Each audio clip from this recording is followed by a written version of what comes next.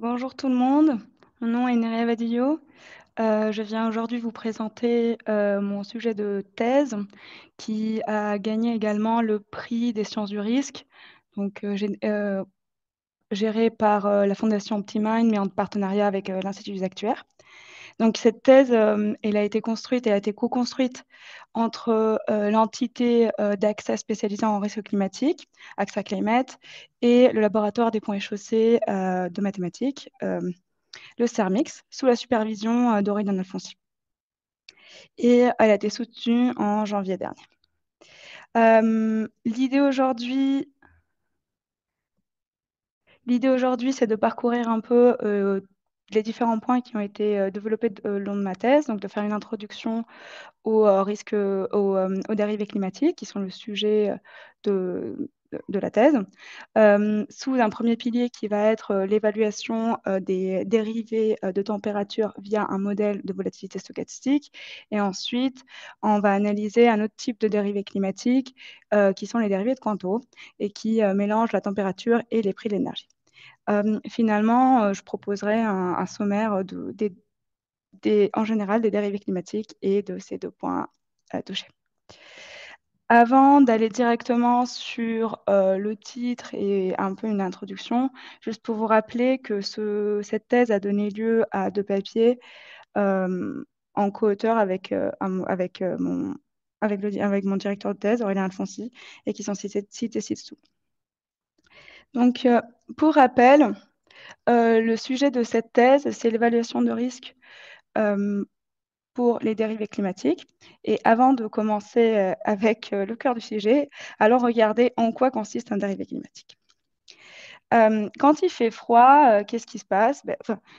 Quand l'hiver arrive, que se passe-t-il? Généralement, il fait froid et il pleut et même le RER ne marche pas et on ne peut pas se rendre au travail. Qu'est-ce que vous faites à ce moment-là? Généralement, vous achetez un gros manteau, un parapluie et des gros stocks de chocolat chaud. Il se passe exactement la même chose avec les entreprises. Généralement, les producteurs et les distributeurs d'énergie vont vouloir se couvrir contre l'augmentation de la demande qui peut venir, par exemple, de vagues de chaleur ou de vagues de froid.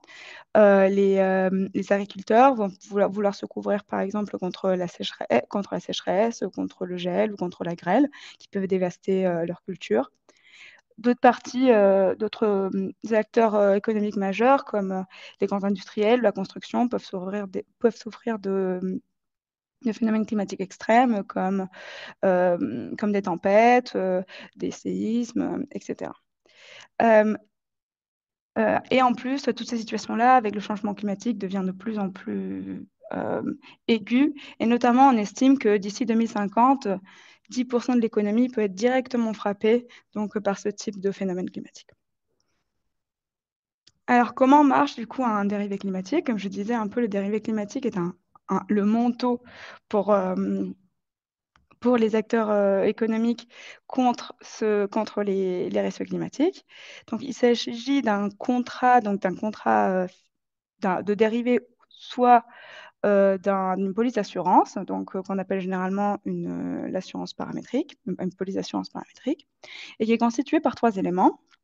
Donc, il est défini tout d'abord par un indice, qui est lui-même défini comme une agrégation d'un paramètre météorologique sous-jacent. Typiquement, tout le long de notre étude, nous avons considéré la température journalière comme paramètre sous-jacent. Et l'indice, on va en considérer plusieurs, mais on peut considérer par exemple la moyenne sur un mois, sur la période d'hiver, les degrés de température au-dessus d'un certain seuil, etc. Et puis, le troisième élément qui va venir définir notre contrat de dérivé ou notre assurance va être ce qu'on appelle une fonction de paiement. Donc ici, je vous décris les fonctions de paiement classiques qui sont, comme vous pouvez voir, les fonctions de paiement qu'on peut retrouver aussi pour d'autres dérivés du marché secondaire et qui sont généralement celles qui sont vendues dans le marché ouvert et plutôt adaptées dans le marché OTC. Donc, que peut-on couvrir avec ce type de produit? Comme vous pouvez voir, on peut couvrir une multitude de périls, donc depuis les vagues de chaleur jusqu'au séisme. Et on peut utiliser plusieurs paramètres météo, de la température, de l'intensité de cyclone, la radiation solaire, etc. Euh, Ces paramètres peuvent être traduits via des indices météo, enfin des indices climatiques différents. La source peuvent être aussi des sources de stations météo, comme des données satellites ou des données générées par les agences météorologiques de chacun des pays. Vous vous demanderez en quoi consiste le marché. Alors, c'est un marché qui est né à la fin des années 90, un marché qui était OTC, donc les échanges sont faits de gré à gré et ne sont pas publics. Et généralement, c'est un marché qui engage particulièrement des acteurs du monde de l'énergie. À la fin des années 90, le CME, donc le Chicago Mercantile Exchange, lance un marché ouvert qui réellement explose dans les années 2000, donc qui peut arriver à avoir 45, là on parle de 45 milliards de valeur de marché, euh, notamment concentré sur des contrats de température. Mais avec la crise de 2008, il y a un vrai ralentissement de ce type de produit. Et en plus, il y a la naissance aussi d'un autre type de produit mixte, les produits Canto sur lesquels j'ai travaillé en deuxième partie de ma thèse. Simplement noter qu'on assiste actuellement à une renaissance de ce type de la demande pour ce type de couverture. Et je checkais dernièrement et on parle en 2022 d'un marché qui vaut autour de 25 milliards de valeur engagée. Donc, qu'est-ce que ça veut dire pour nous d'un point de vue évaluation de risque pour ce type de produit? Il s'agit notamment d'un marché pour lequel on n'a pas beaucoup de données. Il y a très peu de contrats, donc qu'avec le CME qui sont accessibles. Et le volume de données accessibles est très très limité avec à peine quelques échanges par jour. Donc, il y a vraiment très peu d'accès à des données de marché, ce qui met en question toutes les approches qui pourraient prétendre faire de l'évaluation de risque sur des données de marché. Donc, comme je concluais ici, il n'y a pas de données marché. Par contre, nous avons deux types de données qui sont les données qu'on va utiliser, nous, pour faire l'évaluation de risque. Ces données-là, c'est des données soit des données de paramètres météo avec des différentes granularités, qui peuvent venir de données satellites ou de données de stations météo. Nous allons utiliser pour notre étude que des données de stations météo, et qui sont en plus fournies par des compagnies privées, du coup, qui rentrent dans ce marché-là et qui sont en charge de tout ce qui est lié à la qualité de la donnée et au nettoyage, à la vérification de la donnée. Alors, pour notre étude, on va utiliser, pour la première partie de notre étude, des données de moyenne de température sur 40 ans, sur 8 villes européennes. Et pour le deuxième pilier, donc pour notre deuxième modèle, on va utiliser également des données de température journalière moyennée sur 4 ans, sur 2 stations à Paris et à Milan. Et par contre, pour les données de prix journalier de l'électricité, on va utiliser des données spot moyennées sur la journée qui viennent de bases de données européennes qui donnent accès à ce type de données. Et voici en fait le centre de notre recherche, c'est vraiment de comprendre comment on évalue ce type de contrat, donc de transfert de risque lié à des dérivés climatiques. Attaquons-nous maintenant à notre première partie, donc à notre modèle de volatilité stochastique pour les dérivés de température. Reprenant donc, comme on a défini dans la première partie la définition de notre contrat, il est important d'avoir ces éléments en tête. Donc, quel est le paramètre sous-jacent qu'on considère ici? C'est la température journalière moyennée sur la journée. Ensuite, quel est l'indice? Nous allons considérer plusieurs indices. Donc, soit c'est des indices, des sommes de température journalière dans le CAT, ou d'espèces de puts appliqués à chacun des jours qu'on appelle des HDD, des Heating Degree Days. Les Heating Degree Days, en fait, représentent un peu les besoins en énergie, en chauffage quand il fait un peu trop froid. Donc, typiquement, le TB, là, le seuil de prise en compte, il est à 18 degrés pour les pays européens. Et après, on a une fonction de paiement qu'ici, on a pris comme un col capé, mais qu'on va peut-être, on peut aussi, on peut avoir un peu plus de marge là-dessus. Donc, la question est un peu déclinée à notre cas actuel. Donc, comment on évalue le risque? Donc, en fait, comment on donne un prix finalement, un prix pur, à un dérivé de température. Pour cela, de notre côté, nous avons développé un modèle qui est un modèle de volatilité stochastique. Donc ici, vous avez T de T, qui est la température journalière, qui est décomposée par deux éléments, une fonction déterministe, S de T, qui intègre la tendance et la saisonnalité, et un élément aléatoire, donc T tilde, qui lui-même suit un processus autorégressif, donc comme vous pouvez le voir sur la deuxième ligne, et dont la volatilité suit lui-même un processus de diffusion. Donc, comme vous pouvez les voir là, de θ, θ suit un processus CIR, donc assurant que ce processus reste positif. Donc voilà, l'idée c'est de se dire que la température est divisée dans une composante saisonnière, tendance, une composante aléatoire, avec un élément autorégressif, et du bruit qui lui-même suit un certain processus autorégressif. Pourquoi on a choisi ce modèle? Vous allez le voir, mais en fait, ce modèle, c'est un peu un développement des modèles qui sont acceptés par la littérature, qui, comme je dis, intègre tendance et saisonnalité, autorégressivité, et également un processus de volatilité qu'on va pouvoir exploiter. En plus, les avantages, c'est qu'il donne une certaine flexibilité au processus de volatilité. On garde le côté time continuous, donc homogène dans le temps, ce qui nous permet potentiellement de le coupler avec d'autres types de modèles d'énergie ou de commodité.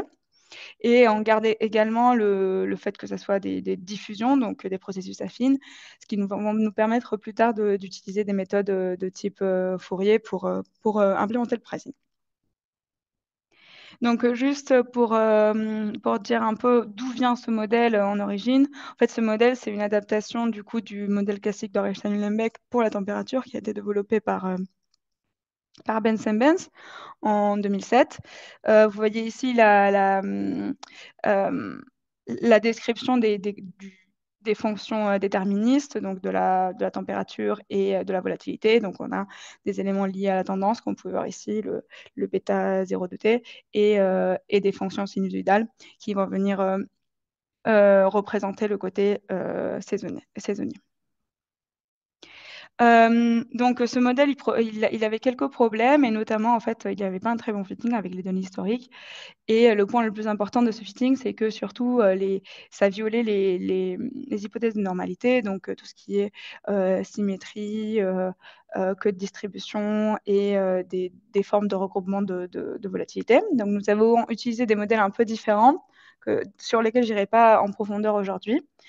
Et après l'évaluation du coup de ces modèles alternatifs, donc un modèle fractionnaire brownien, un modèle autorégressif avec plus de termes et un modèle Garch, nous avons décidé, les résultats étaient plus convaincants pour utiliser notre modèle de volatilité stochastique que je vous ai montré avant.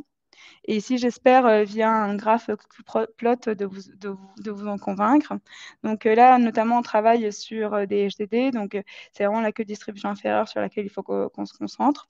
On peut voir, enfin, la première ligne correspond aux données fitées sur un modèle Ornstein-Uhlenbeck classique. Et en bas, notre modèle à nous. Pour la première colonne, c'est Stockholm, après les données de Paris, après les données de Rome. Donc, ce qu'on peut voir, c'est que le donné Ornstein-Uhlenbeck sous-estimait la co-distribution automatiquement, tandis que notre modèle, la co-distribution inférieure, tandis que notre modèle, il vient soit surestimer légèrement pour Stockholm et Paris, soit fitter parfaitement les données pour Rome. Donc, quand le modèle d'Ornstein-Uhlenbeck sous-estimait notre distribution de température, notre modèle actuel, soit il est plus conservateur, soit il fit bien. Enfin, et cette étude, enfin, là, c'est trois exemples sur les 8 villes que nous avons considérées, mais les 8 villes donnent des résultats assez similaires. Passons maintenant sur le côté plus challenging d'un point de vue estimation. En effet, quand on complexifie le modèle, il y a des problématiques liées à l'estimation et à la simulation qui émergent du fait généralement de la complexité ou de la complexification du modèle. Donc nous sommes confrontés à trois problématiques majeures. La première a été celle de l'estimation des paramètres du modèle. La deuxième, elle a été celle du calcul du processus de volatilité instantanée. Et finalement, nous avons fait également une analyse sur la robustesse des estimations. Donc, je vais juste repasser rapidement sur chacun des challenges. Donc, le premier challenge, c'était celui de l'estimation des modèles. Pour cela, nous avons utilisé une méthode des moindres carrés conditionnels, donc, qui est une méthode qui a été développée par Overbeck et Riden, et après déclinée sur les processus classiques de Histone, de Seyer, de Reichenlembeck par Boliok-Kampap. Donc, l'idée, c'est simplement de se dire que, on estime les paramètres en minimisant la distance entre l'observation et l'espérance conditionnelle de l'observation pour chaque jour. Nous avons également travaillé un peu avec la littérature sur ce type de méthode et sur aussi, nous avons démontré quelques résultats sur la vitesse de convergence de ce type d'estimateur pour un CIR hétérogène, non, dépendant du temps. Bon, ici c'est vraiment l'application directe de ce que j'ai décrit. Donc, on va minimiser l'observation vis-à-vis de l'espérance conditionnelle. Et en fait, ce qu'on observe, c'est qu'en exprimant cette espérance conditionnelle via les différents éléments déterministes et aléatoires, en fait, on peut revenir à une forme de régression linéaire, donc que vous retrouvez ici dans la formule, qui nous permet d'obtenir les paramètres. Ça, c'est la démonstration. Passons maintenant sur le deuxième point. Donc, le deuxième point, c'est le challenge sur le fait qu'on n'observait pas la volatilité. Donc, la volatilité ici n'était pas observée. On n'avait pas un point de volatilité parce que pour ça, on aurait dû besoin d'avoir plusieurs observations par jour. Donc, pour ça, ce qu'on a fait, c'est qu'on a utilisé ce qu'on appelle une méthode de volatilité réalisée. Donc, l'idée, c'est de moyenner en fait la volatilité sur une certaine fenêtre temporelle, telle que, comme vous le voyez ici, l'espérance conditionnelle de la volatilité moyennée sur cette fenêtre temporelle est un estimateur non biaisé de la volatilité réelle. Ah, pardon. Donc voilà, c'est une méthode classique que nous avons implémentée. Et puis finalement, on a aussi pas mal regardé tout ce qui est lié à la robustesse de l'estimation, et nous avons particulièrement fait ça via la simulation et la réestimation des paramètres. Donc ça nous permet en fait d'introduire tout ce qui est schéma de simulation pour notre modèle de Histone appliqué à la température. Donc vous pouvez voir ici la discrétisation la discrétisation de la série temporelle de la température qui nous permet de faire la simulation Monte-Carlo. Et par contre, pour le processus de la volatilité, c'est beaucoup plus compliqué. Aurélien Foncier avait fait pas mal de travail sur ce type de processus et sur la simulation de ce type de processus. Donc, c'est des schémas un peu compliqués appelés Inomiya Victoire, et qui permettent également de faire ce type de simulation. Donc ici, par exemple, ce que vous pouvez voir, c'est que vous avez à gauche Stockholm et à droite Paris, vous avez les simulations de la température. La température, elle est en bleu foncé. La température simulée est en bleu clair. Et on a la fonction de saisonnalité tendance, donc qui est en bleu clair pour l'estimer sur les valeurs réelles, et en bleu foncé pour l'estimer sur pardon, bleu, en rouge foncé pour celle estimée sur les valeurs simulées. Donc, vous pouvez voir que les simulations, enfin là, on considère une seule simulation, hein. Les simulations sont assez cohérentes vis-à-vis des valeurs des valeurs réellement observées. Et également, il y a une certaine cohérence vis-à-vis de la saisonnalité. Le paramètre autorégressif est aussi assez cohérent entre les deux cas.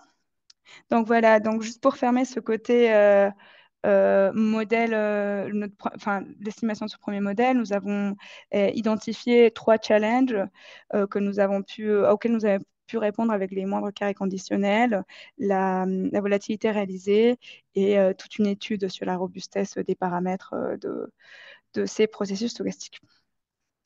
Maintenant, appliquons cela à du pricing, et ça c'est vraiment le point le plus intéressant. Alors, idéalement, dans un monde idéal de marché parfait, en fait, on voudrait dire que le prix sous le cadre classique risque neutre, de la théorie de risque neutre, est égal à l'espérance sous la probabilité de neutre des pertes actualisées. Donc, D ici correspond à l'actualisation et toute cette partie-là, c'est la fonction, c'est les pertes, c'est la fonction de paiement appliquée à notre variable aléatoire à analyser. Par contre, comme je vous l'ai dit depuis le début, en fait, cette évaluation risque neutre n'est pas possible dans notre cas parce que nous n'avons pas de données de marché et donc nous ne pouvons pas faire de calcul sur des valeurs réalisées réelles.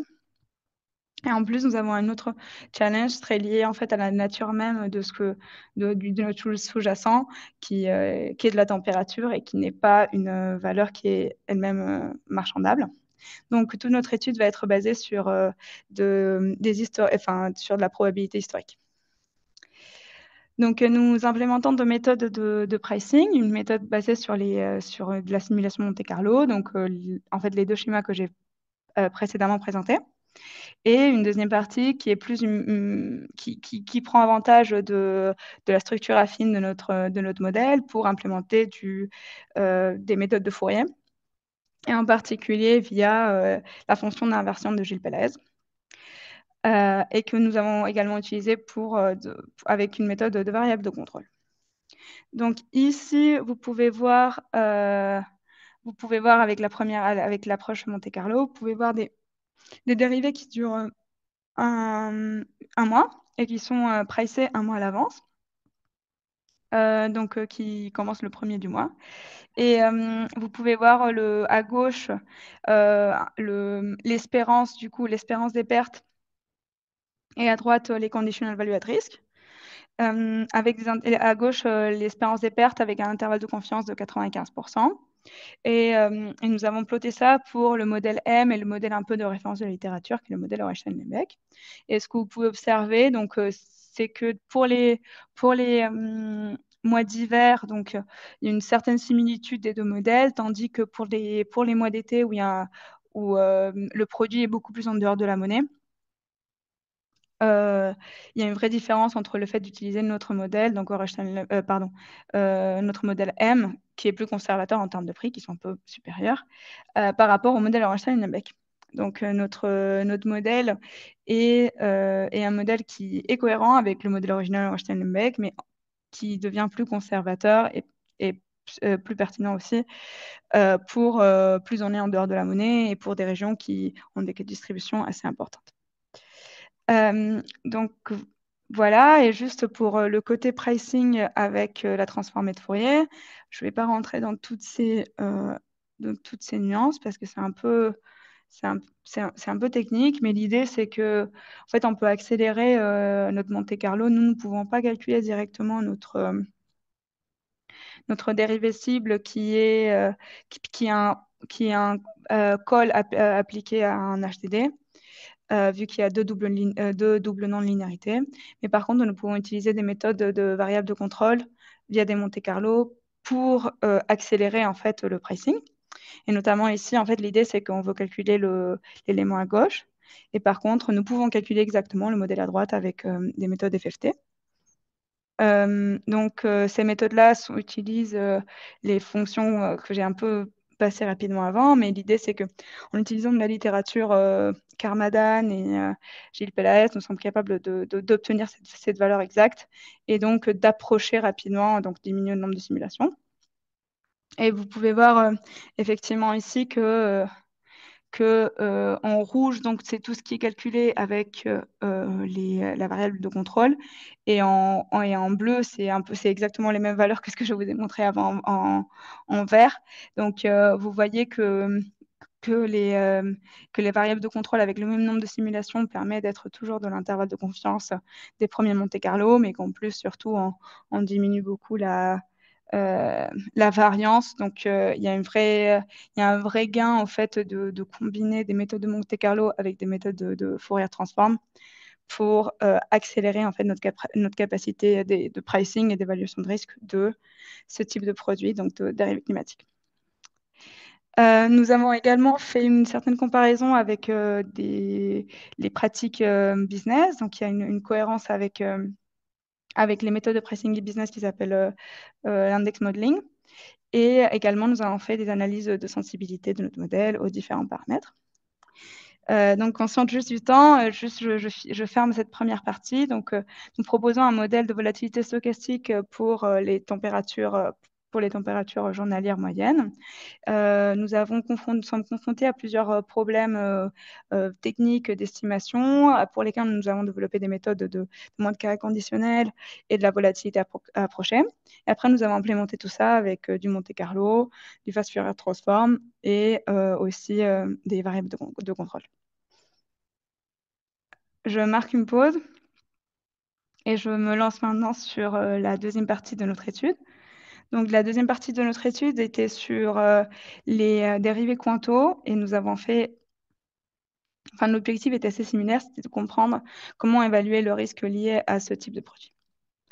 Donc, qu'est-ce qu'un produit quanto?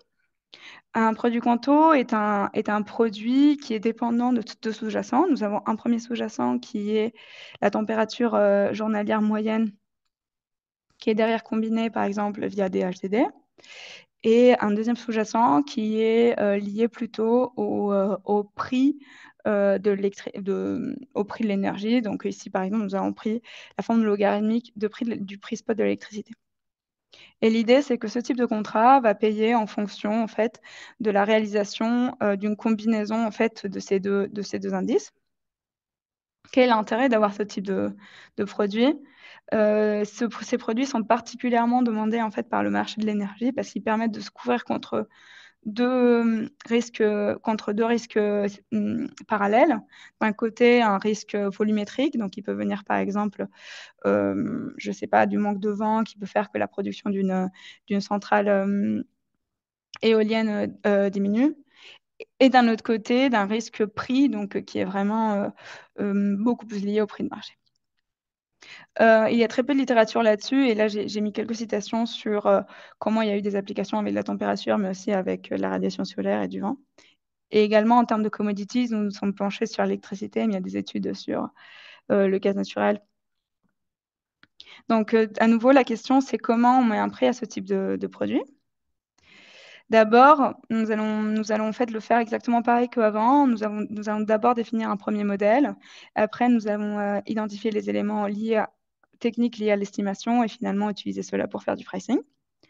Donc ici, vous voyez le modèle que nous avons développé pour un modèle combiné, donc un modèle couplé pour le prix spot de l'électricité et les températures moyennes. Donc ici, on a X de t qui correspond au logarithme du prix spot de l'électricité, qui également suit un processus autorégressif qui converge vers une fonction saisonnière, la mu de x. Présente un élément autorégressif, plus des bruits que nous allons étudier plus tard. Intéressant ici, c'est qu'on a inclus ce lambda qui est le paramètre de dépendance qui va nous permettre en fait de lier les deux dynamiques. Et pour la température, nous prenons une température, un processus qui est un processus Euler-Lembeck, donc un peu le processus qu'on avait considéré avant, qui est un processus un peu plus simple de diffusion que celui de volatilité stochastique, mais qui, par souci de simplicité, a du sens dans ce cas, enfin, garde son sens. Donc, vous pouvez voir effectivement que la température, c'est un processus très très simple avec un élément autorégressif, un bruit et un bruit gaussien. Donc ici, ce qui est très intéressant, c'est surtout le processus du prix de l'électricité à prendre en compte. Et juste pour mentionner du coup aussi que le processus de l'électricité, il suit un bruit NIG dans Normal Inverse Gaussian, et j'en parlerai un peu plus tard. Donc pourquoi nous avons choisi ce type de modèle? C'est parce les marginales sont convaincantes, je vous le montrerai maintenant, parce que ça intègre un élément de dépendance, une structure de dépendance, et également parce que ça garde un peu tous ces éléments propres au processus de diffusion, aussi bien si la première n'est pas un processus de diffusion, qui permettent en fait de faire du pricing FFT, fast forward transform, et aussi qui ont une certaine facilité d'estimation. Donc, pour le modèle de prix spot de l'énergie, nous avons utilisé le modèle Bensames 2005, qui est celui qui propose en fait l'ajout de ce bruit NIG. En effet, il a été observé dans le marché que les valeurs spot du prix moyen sur la journée ne fit pas du tout bien les résidus ne fit pas du tout bien des hypothèses de normalité. Et donc, il y a toute une littérature qui essaye de mieux expliquer ces résidus-là. Juste pour mentionner également, il y a une certaine curiosité sur la fonction déterministe de ce processus de prix de l'énergie, qui est le fait qu'elle intègre un booléen sur le prix de la journée, parce qu'en effet, le fait que les marchés de l'énergie soient ouverts ou pas a une influence sur le prix de l'énergie. Donc ça, c'est les modèles originels des prix de l'électricité qui ont été développés surtout par Swartz dans les années 90 et début de 2000. Mais qui ne fit pas très bien, comme vous pouvez voir. Je m'étais déjà avancé avant, mais l'idée, c'est ici qu'un fitting des résidus avec des modèles gaussiens est clairement pas pertinent. Donc ici, vous avez des modèles sur des données en France, donc, où le marché est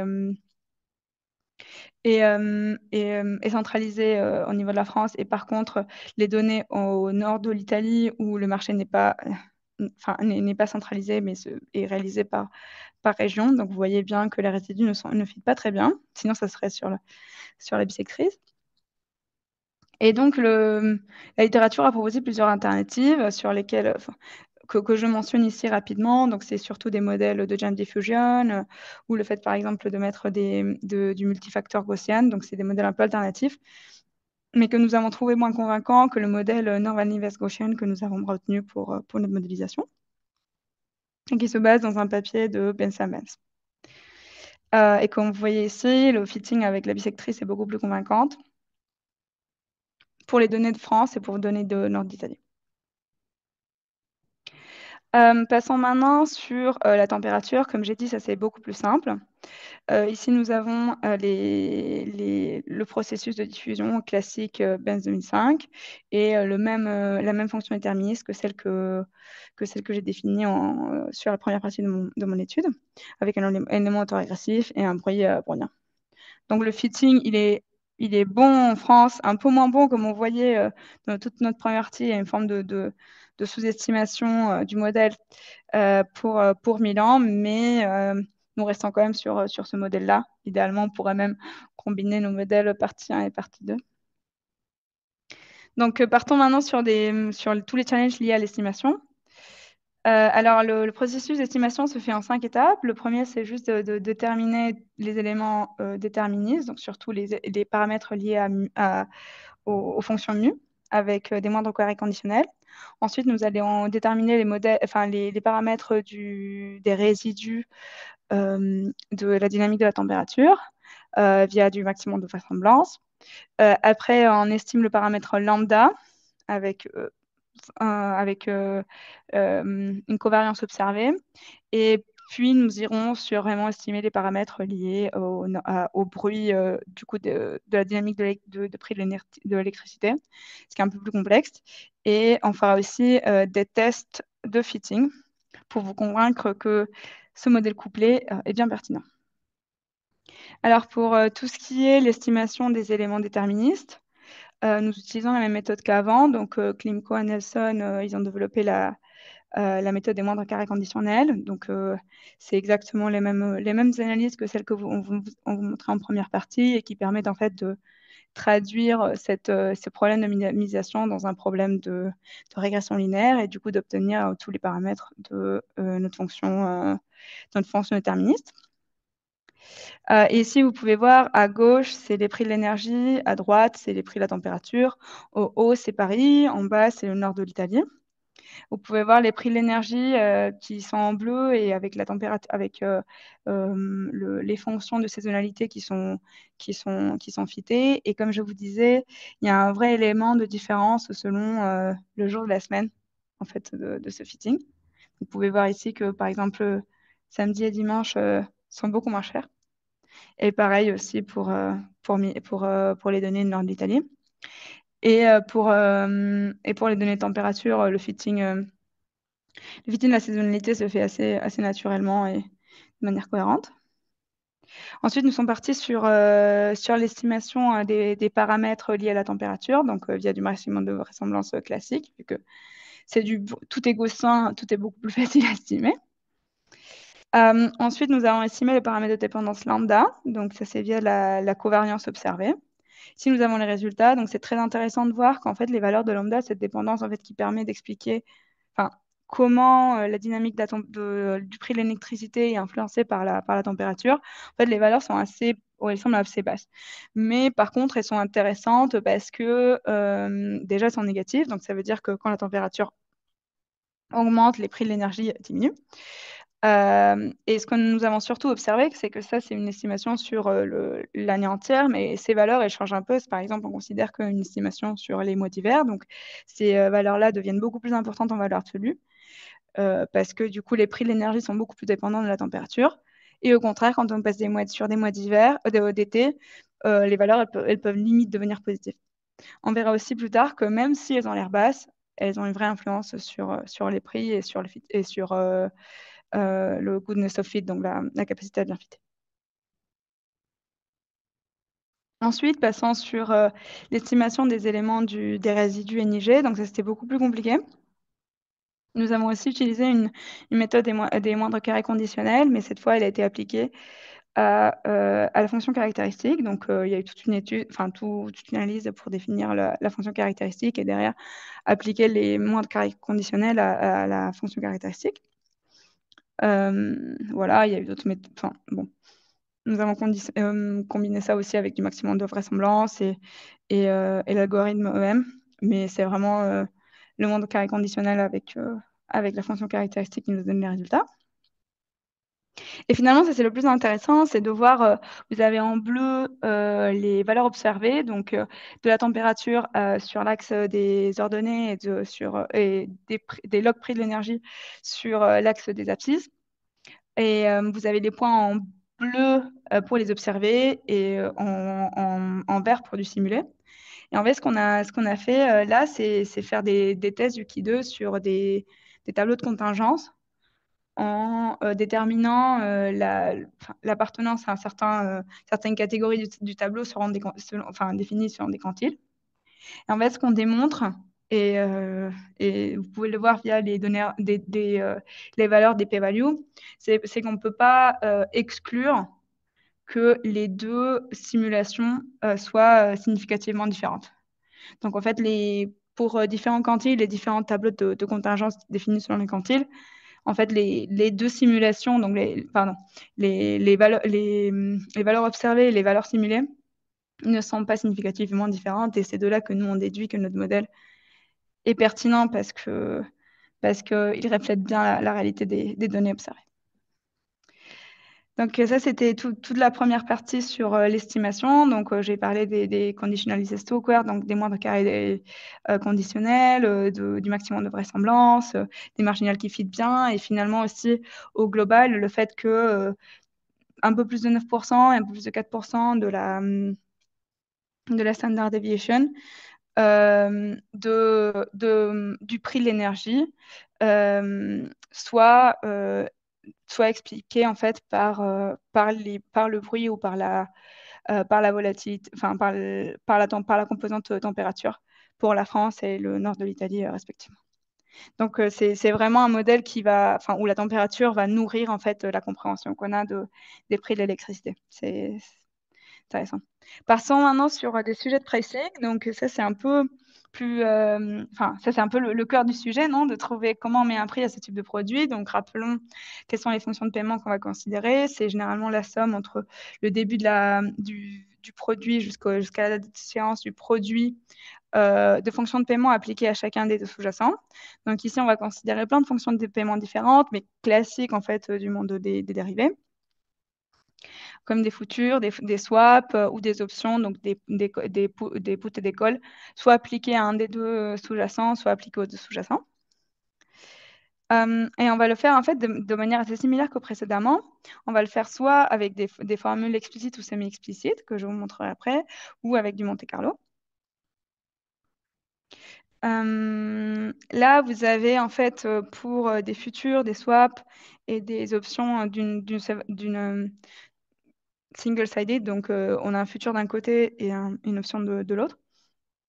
Vous avez en fait les prix, du coup, en bleu, on voit les prix pour des produits qui durent un mois, qui sont pricés un mois à l'avance, qui sont donc avec du Monte Carlo en bleu, avec avec des formules explicites ou semi-explicites en vert clair, et en supposant qu'il n'y a pas de dépendance en bleu foncé. Donc, ce qu'on peut voir d'abord, c'est que le bleu et le vert clair se juxtaposent automatiquement. Donc, ça veut dire que nos formules explicites et semi-explicites donnent les mêmes résultats que nos Monte Carlo, heureusement. Je rappelle juste qu'on a fait 100 000 simulations Monte Carlo. Et après, ce qu'on peut voir surtout, et sur les swaps et sur les ECDD, c'est que le fait de considérer, ne pas considérer ce lambda, donc cette dépendance entre la température et l'énergie, a une influence sur le prix, et notamment sur les swaps, en fait, le fait de supposer qu'il n'y a pas de dépendance diminue systématiquement, donc nous emmène à une sous-évaluation en fait, du prix de ce type de produit. Ici, je voulais simplement rapidement définir comment on faisait les calculs des formules explicites et semi-explicites, mais comme vous voyez, c'est assez lourd. Et ici, par exemple, pour les quantos, donc deux options des deux côtés, on a vraiment développé tout un DL pour pouvoir avoir des formules semi-explicites. Et notamment, elles sont semi-explicites parce qu'il y a quelques éléments ici qui ne sont pas explicités, comme vous voyez, qui sont calculés via la formule de Pelaez ou des calculs ou la formule de Karmadan. Ici, vous voyez les prix pareils pour le double-sided quanto. Donc, un matching parfait entre le Monte Carlo et la formule et une sous-estimation quand on suppose qu'il n'y a pas de dépendance. Et surtout, observer qu'en fait, le fait d'utiliser la formule nous permet d'aller entre 6 et 300 fois plus vite que le fait de faire du Monte Carlo. Donc ici, rapidement, je vais parler juste d'un d'un exercice qu'on a fait sur du hedging de ce type de produit, donc du hedging de quanto avec une double optionnalité, sous un format d'un portefeuille cash plus chacun des sous-jacents comme une option.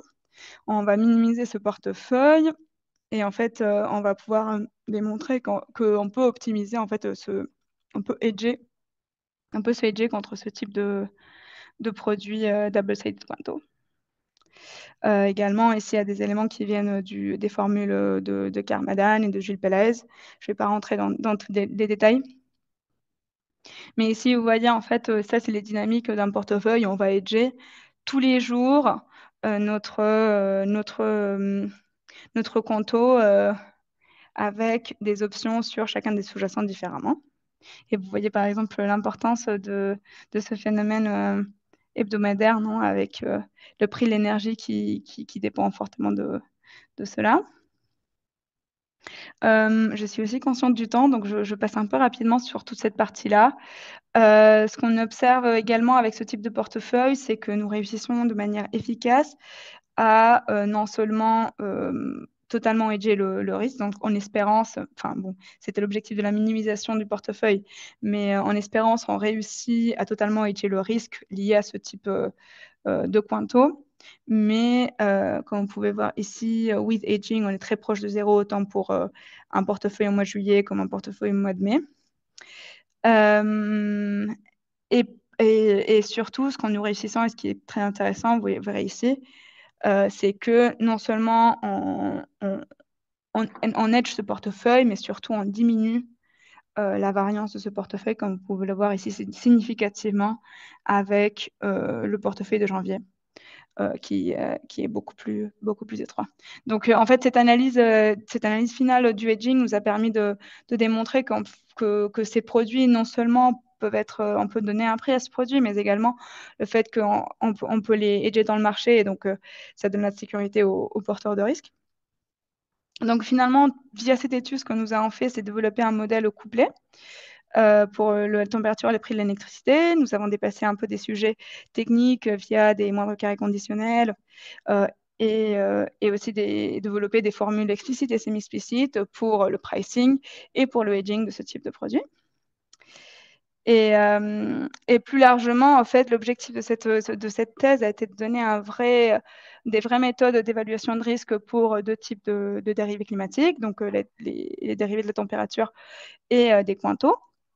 Mais également de permettre des méthodes efficaces donc pour estimer et pour pricer, pour hedger ce type de produit en utilisant un peu les références de la littérature. Et finalement, un peu plus largement, ça a donné tout un cadre au risque, à l'évaluation de risque lié aux dérivés climatiques et à l'assurance paramétrique. Donc, en permettant plusieurs applications qui, derrière, ont été utilisées par l'entreprise. Euh, donc, voilà, là, je finis ma présentation. C'était un peu dense et je crois que j'ai été un tout petit peu longue. N'hésitez pas, s'il vous plaît, à me poser des questions. Je vais directement aller regarder le chat.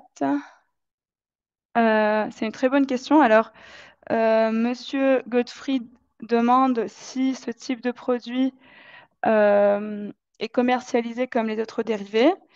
Euh, Si la question c'est est-ce que ça a le même cadre légal, oui, c'est le cas. Par contre, les caractéristiques du marché, comme je l'ai dit au début, sont un peu différentes, dans le sens où le marché OTC est beaucoup plus prépondérant et on n'a pas un marché ouvert qui nous permette de faire du pricing sur ce marché ouvert. Donc, fiscalement, régulatoirement, oui. D'un point de vue caractéristique du marché, c'est plus compliqué à obtenir des données. Est-ce que ma thèse est partageable? Oui. Je crois même qu'elle est sur le site des thèses. Je crois même, enfin, je ne saurais pas dire directement, mais je crois qu'il y a un site avec tous les manuscrits de thèse qui sont accessibles librement. Sinon, vraiment, le cœur de la thèse est basé sur, est basé sur ces deux articles que j'ai mentionnés ici. Donc, tout est là-dedans, sur ces deux papiers-là. Après, il y a Monsieur Raoul. Euh, ok. Monsieur Raoul qui demande si ces produits pourraient être appliqués en Afrique. Totalement, nous, enfin, chez Climate, on vend des produits d'assurance paramétrique en Afrique, notamment pour la sécheresse, pour l'excès de pluie, pour la température aussi. Généralement, on va pas. Enfin, moi, j'ai pas appliqué ces modèles qui sont vraiment des modèles journaliers à des contextes africains, mais s'il y a des données de bonne qualité, il n'y a pas de raison. En fait, les méthodes, elles sont totalement généralisables à n'importe quelle géographie. Ah, une excellente. Donc, euh, monsieur Roland demande, est-ce que j'ai comparé mon approche sur un indice directement présent sur les marchés comme le prix du gaz naturel? Euh, En gros, notre indice, c'est vraiment les prix, l'indice lié à la pardon, au prix de l'énergie, c'est les prix de l'énergie pratiqués sur le marché de l'électricité. Donc, non, j'ai pas fait l'analyse sur le gaz, mais il y a aussi des références sur le gaz. Notamment, il y a une référence Benz, Coucou, etc., qui font les mêmes analyses sur le gaz. Mais nous, notre paramétrage a été que sur des données de l'énergie. J'espère que j'ai répondu bien aux questions. N'hésitez pas à me contacter si vous avez, enfin, soit sur LinkedIn, soit par mail si vous avez d'autres questions ou vous êtes particulièrement intéressé. Merci beaucoup d'avoir assisté. Je laisse. Il y a une petite question de Louis Roland sur quels acteurs du marché sont intéressés aujourd'hui pour commercialiser ce type de produit. Il y a une énorme effervescence en fait du côté des électriciens, donc tout ce qui est EDF, mais même les équivalents allemands, anglais, enfin, il y a vraiment toute une partie, le marché de l'énergie est très très intéressé par ça. Et après, il y a bien sûr tout le marché de réassurance qui se présente comme porteur de risque. Et on a aussi une partie de plus d'acteurs purement financiers, du type, je ne sais pas, Citadel, etc., qui sont aussi présents sur ce marché-là. Et sur ce, je pense que je vais finir l'intervention. Merci à tous. Merci à l'Institut des Actuaires pour m'avoir invité et je vous désire une très bonne fin de journée. Au revoir, merci.